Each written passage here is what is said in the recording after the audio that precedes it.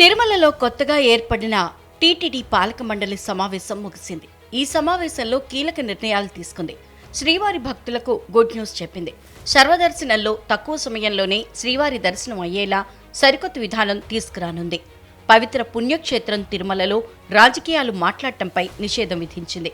ఎవరైనా దీనిని అతిక్రమిస్తే కేసులు పెట్టడానికి సిద్ధమవుతోంది. తిరుమలలో అతిథి గృహాలకు సొంత పేర్లు పెట్టకూడదు. విశాఖ శారదాపీఠం పూర్తిగా నిబంధనలు అతిక్రమించడంతో దాని లీజును రద్దు చేసి స్థలాన్ని తిరిగి తీసుకుంటామని తెలిపింది. శారదాపీఠం భవనాన్ని స్వాధీనం చేసుకోవాలని నిర్ణయం తీసుకుంది. ఇప్పుడు శారదాపీఠం ఏదైతే మనం ల్యాండ్ అలాట్ చేసామో వాళ్ళు 100% ఏదైతే కండిషన్స్ ఉన్నాయో అవన్నీ కూడా వైలేట్ చేయడం జరిగింది.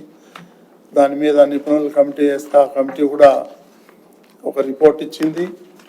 దాని మీద 100% వాళ్ళు వైలేట్ చేశారు. కాబట్టి దాన్ని పూర్తిగా రద్దు చేసి మళ్ళీ తిరుమలకి హ్యాండ్ అవుట్ చేసుకునే విధంగా బోర్డు తీర్మానం చేయడం జరిగింది.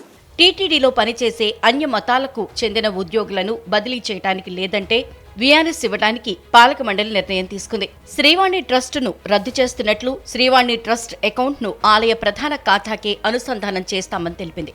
మరోవైపు తిరుపతి ఫ్లైఓవర్ శ్రీనివాసు సేతుకు గరుడ వారధి పేరును పునరుద్ధరిస్తున్నట్లు ప్రకటించింది.